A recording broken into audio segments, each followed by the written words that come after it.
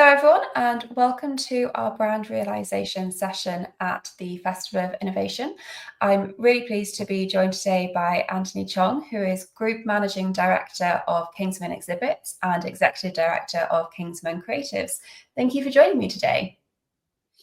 Thank you, Alice. Hi everyone, I'm Anthony Chong, Group ND at Kingsmen.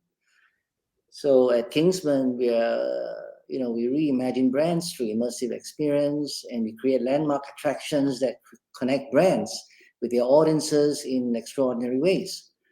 So we believe that experiences are the future of brand engagement, and we're committed to pushing the boundaries of what's possible in the entertainment world. I've been fortunate to be at the forefront of the industry, witnessing firsthand the transformative power of immersive experiences. So today I'm excited to delve into some of the most exciting trends shaping the future of brand activations. Thank you, Alice. Yeah.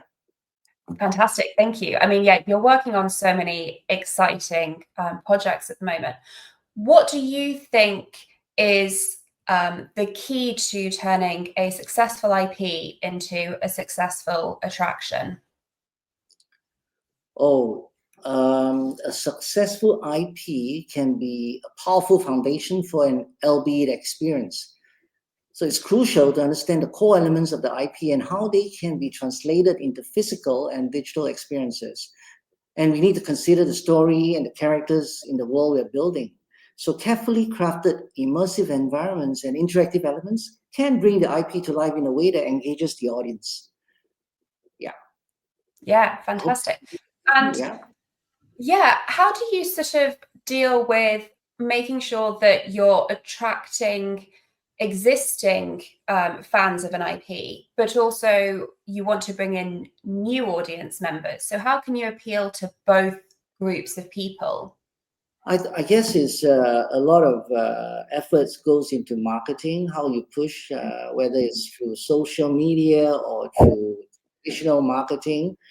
And word of mouth. So more importantly is you must create a truly immersive and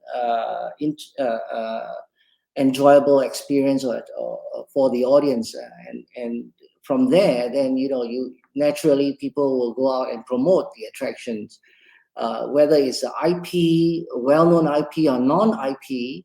I think it's what's the most important part is that you must have an attraction that will be truly immersive and people do enjoy coming back over and over again. Yeah.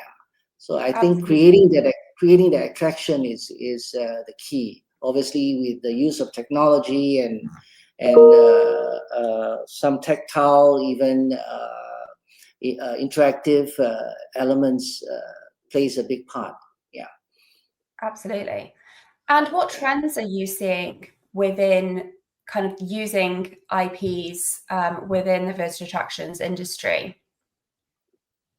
I think the more brands are moving towards traditional or beyond traditional advertising and always seeking innovative ways to connect their audience. And we're talking about interactive installations such as VR experiences or AR activations. It's all about creating memorable moments that resonate with consumers. So yeah, this is a trend I see for the LBEs. See a significant shift towards immersive experiences. Yeah, absolutely. And what do you think the future is for using brands? The future of LBEs is very promising, extremely promising. We're likely to see more innovative and immersive experiences. Advancement in technology such as AI or VR or XR or MR will continue to push the boundaries of what's possible.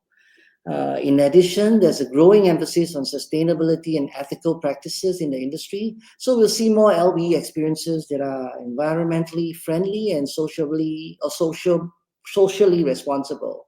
So ultimately, the goal is to create experiences that are not only entertaining, but also meaningful. I think that's so important, isn't it? Having a sustainable and ethical practice. It's something that the industry as a whole, I think, needs to be better at. So I think that's great that you think that's where the space is going. Yes, that's the only way to go, I suppose. Yeah. It really is, isn't it? So hopefully everyone kind of thinks like you and thinks that that is the future for the industry. And do Yes. you have anything that Kingsman is working on at the moment that you're particularly excited about? I do have a lot of exciting projects at this moment. I can share a couple of them. It's a Infinite Explorer, which is the VR experience, very immersive, highly interactive.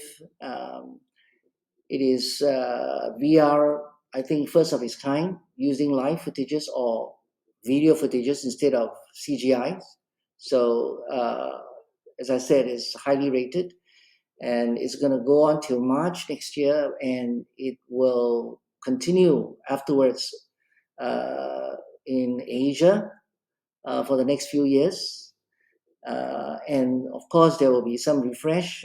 We have plans to put in new footages as we move along. So we're very excited about that. The next thing we are working on is something that belongs to Netflix, which I think I can share. It's Squid Game, which is kind of like activity based attraction. So I think if you've watched the series, you will know about Squid Games. You know all the games and all that. Yeah. So that's going to open in Seoul sometime first quarter next year, and it will go on for a few years as well. But hopping from cities to cities. So these are the two current ones that we're working on, and of course we also have other projects. One of the ones that we are very excited about is my team just mentioned is in Almaty, which is Kazakhstan. Is a children's science museum, and we have been commissioned to design and produce the entire attraction. So. We are pretty excited about that as well. A lot of technology based interactive elements that we are introducing. And that will open in 2026. So look out for it. Yeah.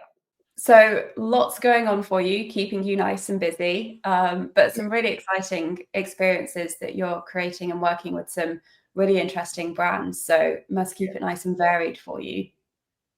Yes, it is. We are very excited.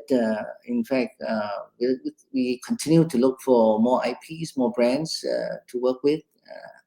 So if you have anyone that is keen, or any of your partners or clients that are interested, we'll be happy to talk. Absolutely, get in touch. Well, this has been really interesting. Thank you so much, Anthony, for taking the time to talk with us and tell us a bit more about what you're doing and where you see the future going. So hopefully the future is nice and green. We want sustainable attractions from everyone in the future. So thank you so much for your time. And thank you everyone for watching. And we have some more speakers coming up for you. Thank you. All the best. Hello, everyone, and welcome to our brand realization panel. I am joined today by two fantastic speakers. I'm joined by Philipp Edelmann, Head of Attractions at Netflix Experiences, and Jenefer Brown, Executive Vice President and Head of Lionsgate Global Products and Experiences. Thank you both so much for being here today. Thank you. Thank you, Alice. So let's kind of dive right in with what you're both working on at the moment, obviously avoiding any spoilers for anything you can't talk about right now. So Jenefer, what are you working on at the moment? Right now, the project that's absorbing probably the most of our time on the LBE side is the John Wick experience in Las Vegas. So we are weeks away from getting that open, and it's a project that we're really excited about. Vegas has been a great market for the studio. We have, the official saw Escape Blair Witch. We had the Hunger Games, the exhibition there for a long time. So this is our fourth attraction in that market. And what's incredible about this one is we're going to allow fans of the John Wick franchise to step inside. the Las Vegas Continental, which is not a Continental that you've seen in the movies. So we're extending the lore of that world, and you're going to have your own journey within the hotel and within the world of John Wick. And so there's an entire storyline that you'll be a part of, and it's entirely interactive. There's a great bar area, because if you've watched the movies, the Continental has a fabulous bar inside where all the assassins sort of meet up. And the walkthrough journey is a blend really of immersive experience. There's gamified elements, there's escape room. It's really an interesting project because it takes a lot of different aspects of our industry and puts them all together in one space. So we can't wait for that to open to the public. And then we recently opened the Paddington Bear experience in London, which is another immersive walkthrough journey, and is one of the projects that's being considered for the blooloop Innovation Awards. So if you haven't checked it out yet, it's completely worthwhile. It's great as a family experience for fans of Paddington, but also just, I think, sets a really high bar for our industry in terms of those standalone walkthrough experiences. And we have another Paddington experience we're working on in Hong Kong that's going to open next year. Fantastic. I have to say, I am very excited to do the Paddington experience soon, because I love Paddington, as everyone should love Paddington, because he's great. So yeah, the Innovation Award entry got me very excited to go see that. So make sure everyone go and check out that award entry. It's great. And Philipp, what are Netflix working on right now? Yeah, thanks, Alice. We're very excited to open Netflix House next year, which really lets you experience sort of your favorite movies and shows in real life. In a way, it's sort of the best of Netflix under one roof. So we're opening the first two houses in Dallas and Philadelphia. In Dallas, we're at the Galleria Mall, and in Philly, we're at the King of Prussia Mall. Both of them part of the top performing malls in the country in terms of attendance, right? So we really bring our titles and experiences to where our fans are. Both houses will occupy former department stores, and they're about 100,000 square foot each. And inside, you'll find regular, updated, immersive experiences. So you'll be able to explore your favorite stories and characters beyond the screen year-round. And we also have a really fantastic retail offering. And you can quite literally taste your favorite Netflix series through a unique food and beverage offering. So a lot to do there. We're very excited to open those two houses to the public. In addition to that, you know, since our inception, we've opened 170 experiences around the world and in over 100 unique cities. And Netflix House sort of represents the next generation of these offerings. And again, to bring these stories to life in a new, ever-changing, and very unexpected way. Currently, we have a few experiences open as well, you know, beyond some that we've licensed around the world. We're also currently open with Squid Game: The Experience in New York and Madrid, and soon in other places around the world. And then in 2025, we also open Netflix Bites in Las Vegas, which we're very, very excited about. So, you know, just a couple of projects that you're working on at the moment. Just a few, yes. What I'm actually really interested in is, Jenefer, you spoke about opening an experience for Paddington in Hong Kong, and then Philipp, you've talked about how you're in 170 cities. Is it different when you're kind of opening experiences in kind of different geographic locations? Do you have to change that branding for different fans? Because, I mean, Paddington Bear, for example, a very natural fit in London. You know, it's a beloved British IP. How do you translate that to Hong Kong, Jenefer? Yeah, I mean, I think first and foremost, when you start the design effort with any attraction or experience, you have to know your audience, right? And so doing that research and making sure that you understand how that audience wants to experience the IP when it gets realized in this space. it's important to always, I think, stay true and authentic to the brand or to the intellectual property. So you can't lose your core values of who you are, but you also have to recognize that in this market, you know, the type of food offerings may need to be different to accommodate the preferences of that audience. Sometimes, you know, when we're designing an experience or attraction, we know that this is an audience that doesn't like to get wet. And so we're not going to put in attractions and experiences that are water focused. So I think that you're always, no matter where in the world you are, even if we're in London, right, which is the heart of Paddington territory, that audience is going to have certain expectations of what a Paddington experience should be.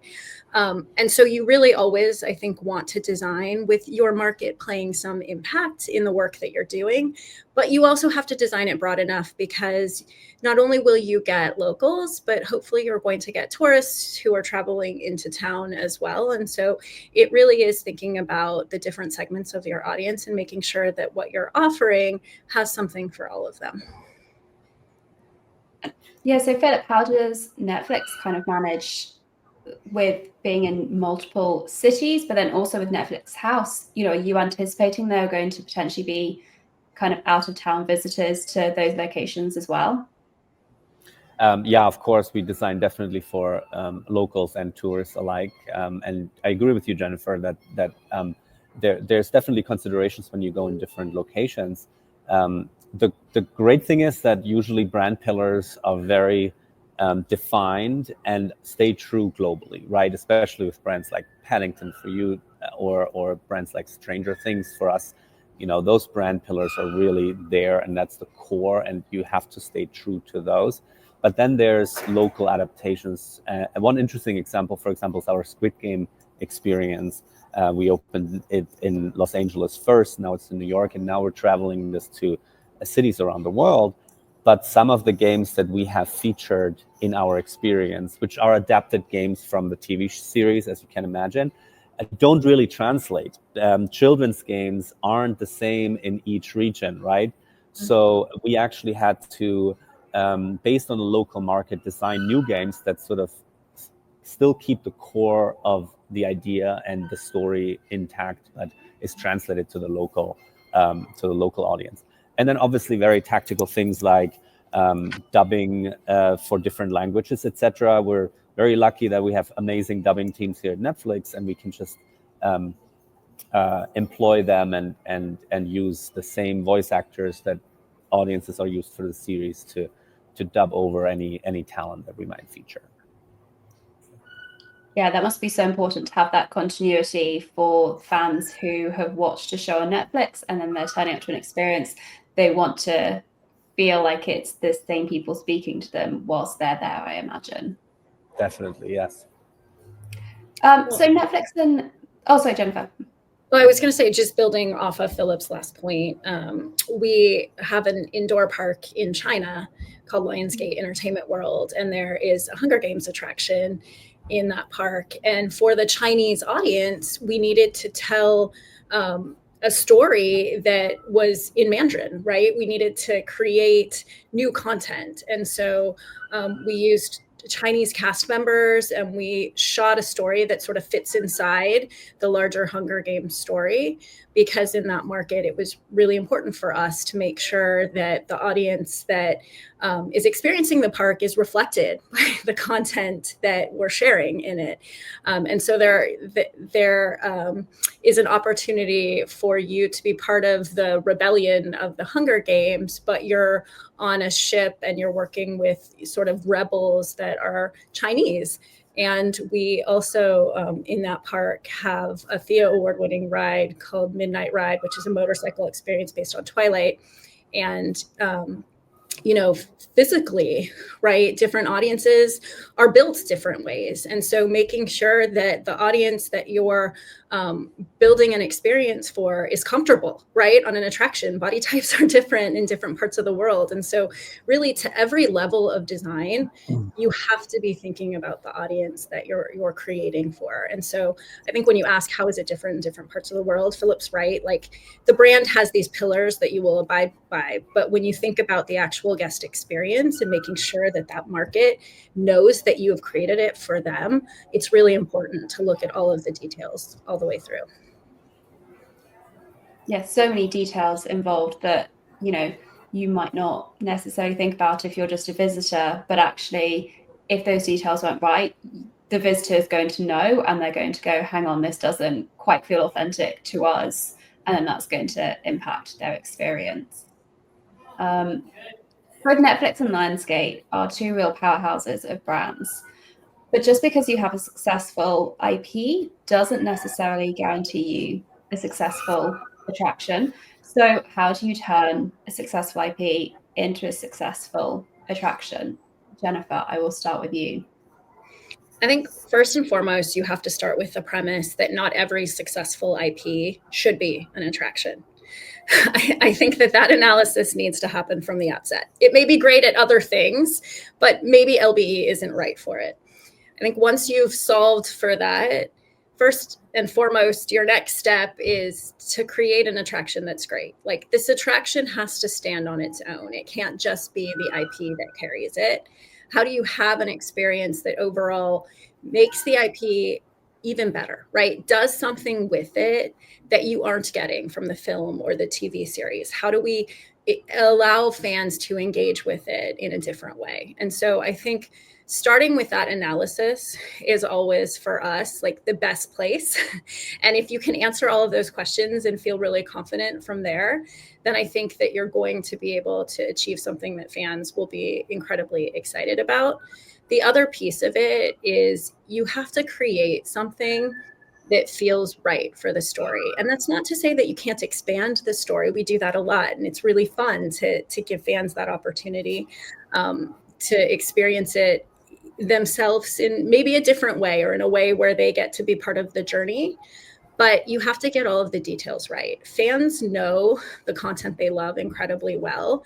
And if you do something that doesn't feel right, they'll call you out on it, as they should, right? And so it's really important that you don't cut corners, that you make sure that you're delivering the best possible experience, and also staying true to the core elements, right, of whatever story you're telling and the characters that the fans have gotten to know and love.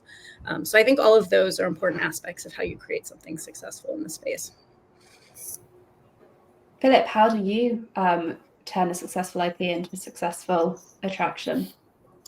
I totally agree, Jenefer, with everything you said. But also there's sort of like universal truths, right, about attraction design. I think everyone needs to start with a foundational story and a relevant story. Create an emotional connection to your audience, create a transformation of some sorts in your audience from the moment they entered to the moment they exit, right? All of this is true for everyone. But on the IP side, what I think is really, really critical is the understanding of the core creative pillars and the emotional foundation of that IP. And that really starts with an immersion into it. And I don't know, Jenefer, about you, but we have a lot of titles on Netflix, and I'm not as versed in every single IP that we have. So even we have to really dig deep, right? And we have the privilege of working with our creators very closely together, sit in a room with them and the content execs and everybody who's shaped the IP in the past, and really figure out what it is about, and then creating these creative pillars. An example of for Stranger Things, for example, would be, it's really about friendship, the supernatural, and the 80s nostalgia, right? That's what this brand is about. And then there's a lot of subcategories after this. But if you understand the brand, I think then you can really create something that's emotional, and to your point, Jenefer, that's relevant to the fans, and that feels the same regardless of where you're seeing it, regardless if it's a marketing activation or a ticketed attraction, right? So I think that's really, really important. And as to sort of creating it for the fans, but also for the non-fans, I think it's really important for us that we create stories that speak to everyone, even if you're not that familiar with the IP. So it's been really successful for us to create standalone stories that have a clear beginning, middle, and end, that are very much rooted in the mythology of the IP and the story and the brand, but that stand alone, right? So fans will see themselves in it. They, and Easter eggs is a great way of getting sort of these extra plus and plus points for your super fans. But anyone who doesn't even know the IP will still be able to go through, understand what's the objective, and get the story and get the spectacle. And I think actually that idea of making sure you're still appealing to people who don't know the IP as well, actually links up to what you were saying earlier, Jenefer, about making sure that if you're building an attraction, it still has to be a good attraction. Because if you're building a good attraction, then that is going to draw in people who may not be as familiar with the IP as well. So do you also have to think about how you're marketing to people who don't know the brand, Jenefer? For sure. And I would add to Philipp's point, like if we do our work right, then even those that walk in who weren't fans might become fans, right? And then they'll sort of, look to the TV series or look to the films, and it's a great opportunity for us to continue to grow our audience. And from a marketing standpoint, absolutely. I mean, we know that we have to deliver on a message of what the experience is, and finding that right message is critical to the success of any project. But that message doesn't have to be fan only. That message is really, come step inside the world that we're creating and experience it, right? And so you want to do that in a way that's wide enough that you're capturing everyone. You're not just capture whoever your target audience is, not just the fans. I think that that's a really great point that Philipp made. And if we move on to look at trends that you're seeing within the market, or even any interesting innovations that you're seeing, Jenefer, can you talk a bit about that? Yeah, I mean, I think one trend, and it was quite apparent at IAPA this year, is just IP in general. You've seen so many announcements and so many brands, and not just on the movie studio sort of Hollywood side, but whether it's video games or toy brands, there's just a lot of interest and a lot of development happening in the IP space. So I would say that's a trend. Lots of immersive experiences, things like Phantom Peak, anything that's really putting guests into a story where they get to interact and sort of for themselves navigate through a world, I think is a trend. Competitive socialization is a big trend. I imagine Netflix House is going to have some of that.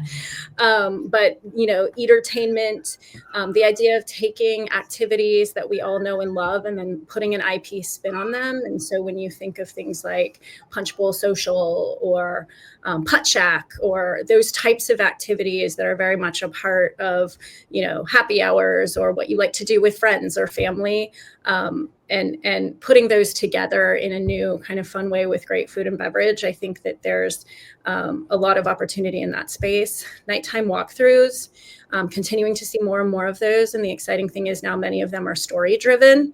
That's something, when we think about Twilight for us, we're really excited about that space and maybe how we can bring Twilight into that world. And I think customization, right? Like allowing audiences to come in and make the experience personal to them. And so, you saw that with the Lego Ferrari Build and Race, which is part of the Innovation Awards nominees, and WWE and many other examples. I think that were nominated for the Innovation Awards this year, where PUBG is another one where you're allowing fans to kind of step in and have a personal journey and create something or play a role in making content themselves. I think that we're going to continue to see more of that. Absolutely. Philipp, what trends are you seeing? Those are great, and I can plus one on all of those. I also think it's interesting, sort of on a broader level, that we see more and more smaller, often touring attractions in cities that are not your usual tourist hubs. I actually really love that there's sort of experience of any kind that are more widely available to people now. and relative to other offers, actually quite affordable. And in a way, we're educating more people about what it is we do and what location-based entertainment actually is. So for a lot of people, it's not only about this once-in-a-lifetime trip to a park anymore, or to Las Vegas to see these incredible shows, but there's more and more unique and different offerings now in cities around the world, which I really love. And for that, flexibility is key. I think, if you're able to update or change your offering, then it's really effective to be in those smaller cities and reach that market. And if you find that right balance between sort of the creative offering, a reasonable OpEx, and a smart CapEx investment, it can also be very successful. If you think of what, for example, Camp does with their retail stores and experiences, right? It's really a great model of having these permanent stores, but then rotating their experiences in and out, which keeps it fresh for people. My kids constantly want to go to the new Camp store, right? But also, other touring attractions like the Messi experience, I thought was really interesting. It taps into a real strong fan base in a way that is able to scale this globally and sort of, tour it around. Even just really small scale experiences like what Fever does with Candlelight, with their Candlelight series, which is a really low, easy concert that they're putting on, but it scales, and that's how it reaches millions at this point, right? Jenefer, this is obviously not touring, but your Paddington Bear experience, I've been to, and it's so beautiful. And I think that really speaks to also right sizing to the audience, right? It sort of stays true to the brand and to the core of what makes Paddington connect to millions of people. But it's done in a really smart and clever way. I cannot say enough good things about it. I was really, really impressed. And then we're seeing really cool things on the tech side too. I think there was a lot of VR and AR in the submissions, and also operational efficiencies through tech. I think is a really interesting way to make the consumer journey a little bit more seamless. And Philipp, just picking up on this idea of kind of changing offerings, how can operators do that whilst also kind of not spending a lot of money necessarily on completely changing out ideas? Because, obviously you've got to make sure the bottom line makes sense, but it is important, as you say, to make sure you've got new offerings for your visitors.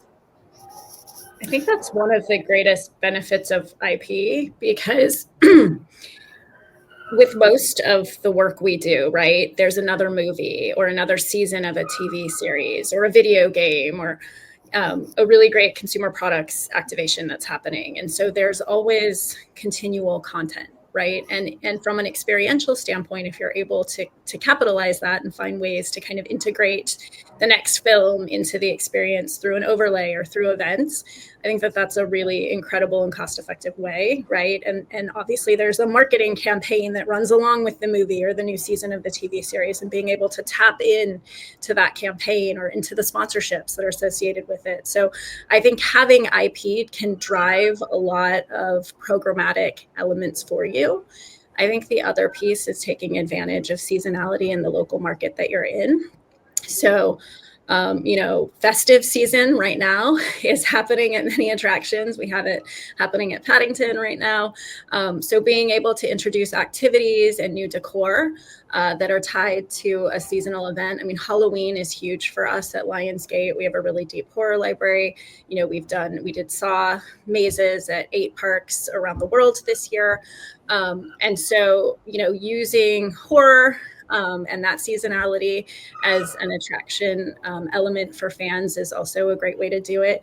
And then even within the local market, I mean, our park in China, we've had, events with a dating app where it was a giant dating meetup that happened within the park. So really looking at the local market, it could be dance competitions, it could be, flower shows, right? Like, you really have to understand, again, the audience that surrounds your experience and tap into that local community. And I think even as Philipp was saying, these attractions and experiences are now opening in markets that aren't necessarily, the tier 1 cities, right? And so becoming a part of that community fabric, I think, is really important. And the more you can plug into it, the more the community is going to support the attraction and experience and feel like it's part of their own. Absolutely. Those are great points, Jenefer. And I just from a creative standpoint, I think I totally agree with you.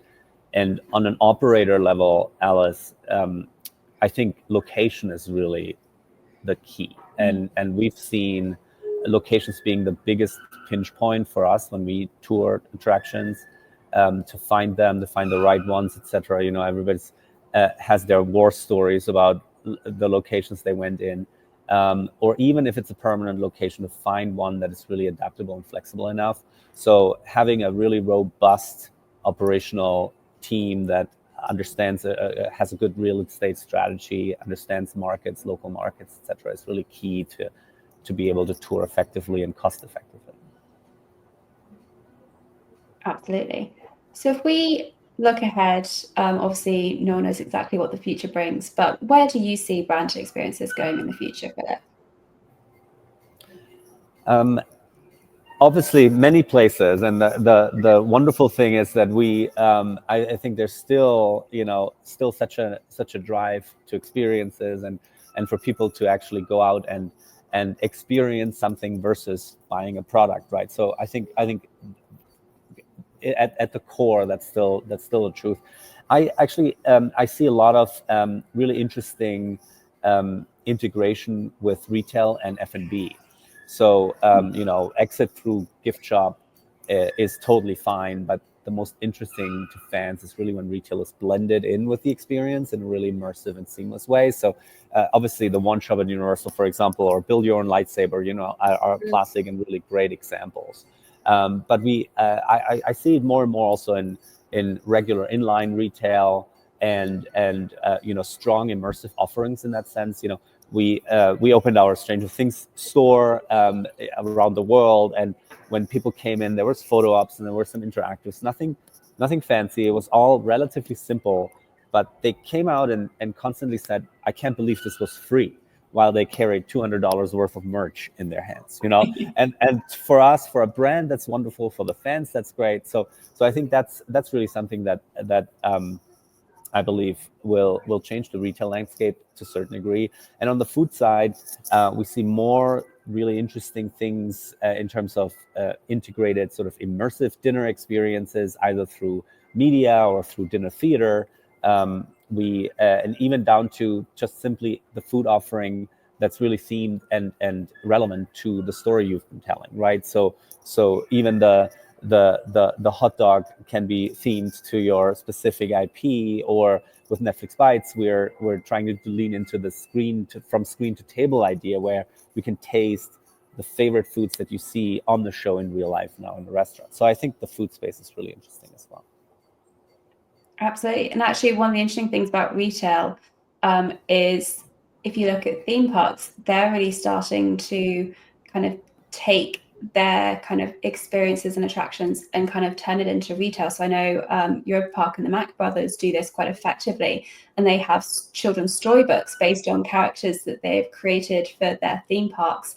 And it's become this whole range, which I think is fantastic. And even on museums, they are starting, I think, to kind of say, we have fantastic paintings, let's put that on merchandise and really kind of increase that brand loyalty with their visitors that way. Jenefer, what do you see the future as being?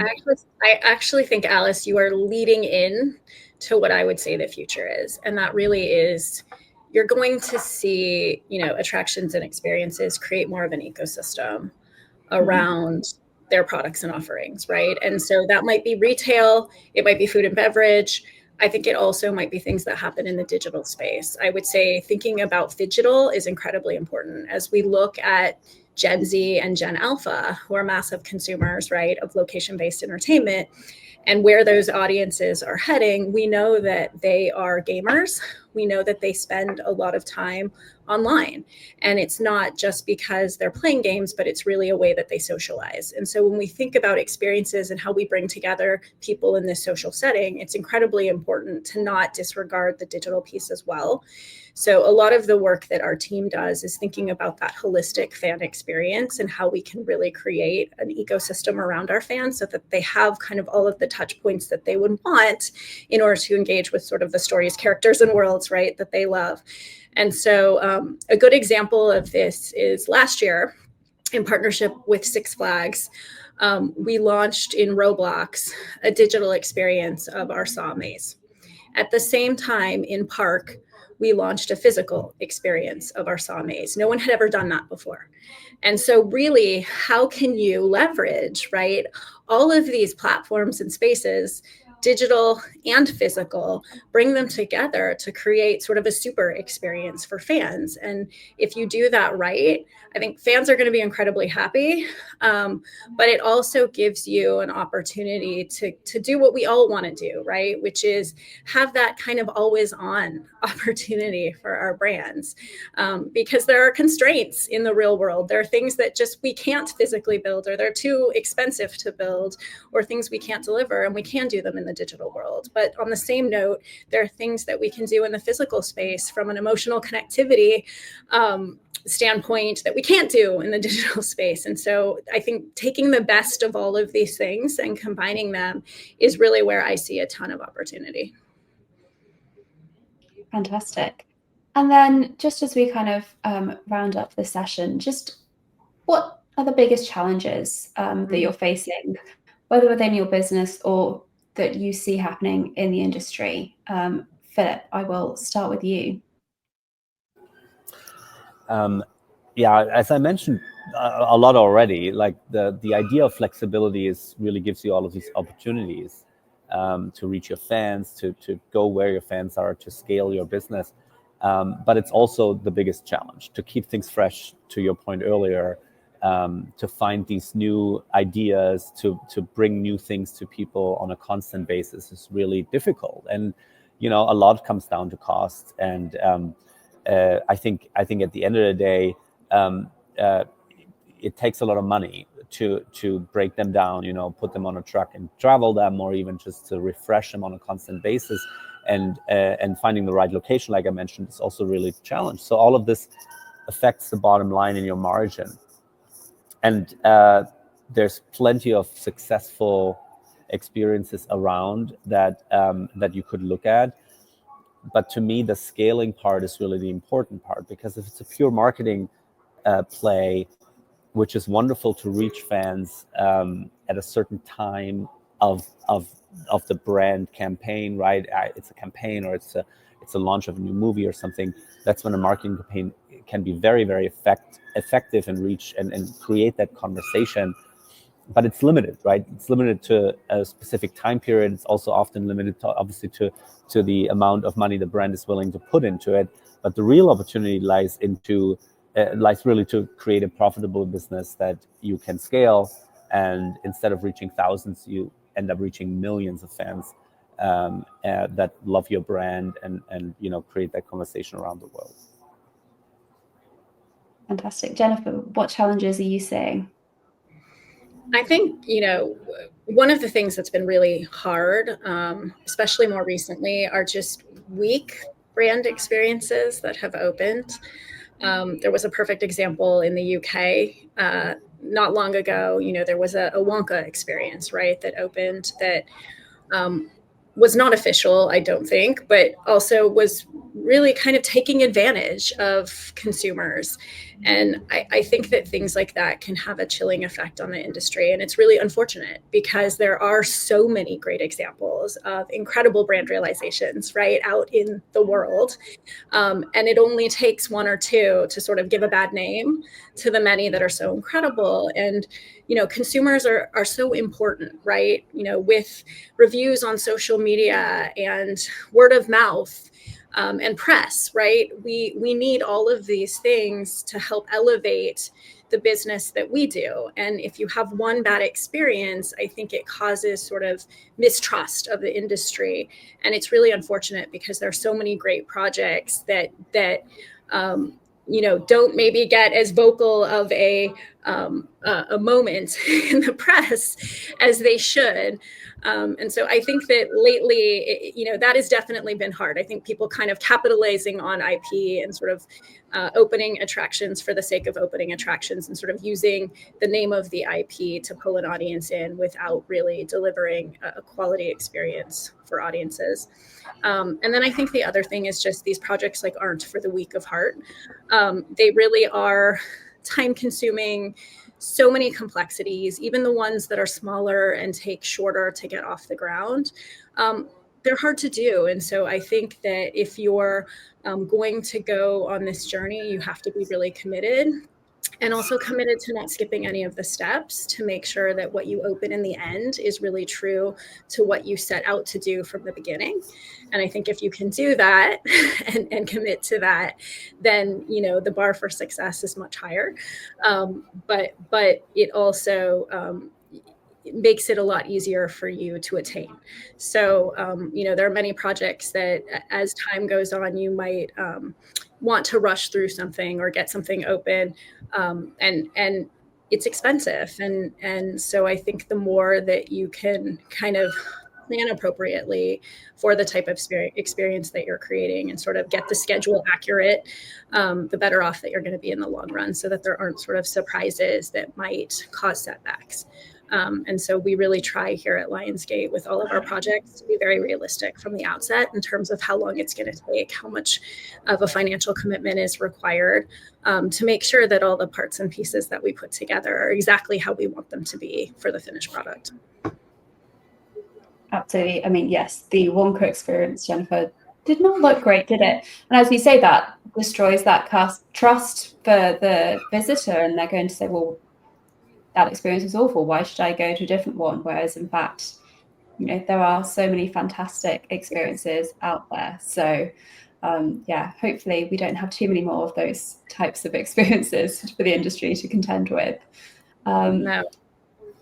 This has been really fascinating. Thank you both so much. I think there are some really good points you've made about how people can take brands and maybe some pitfalls that people should avoid.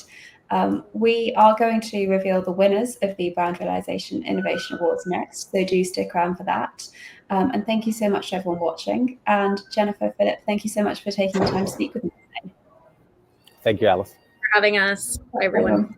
Bye. And now the winners of the 2024 blooloop Innovation Awards Brand Realisation category. Third place, the WWE Experience KSA from WWE and Tate. Second place, the Paddington Bear Experience from the Path Entertainment Group.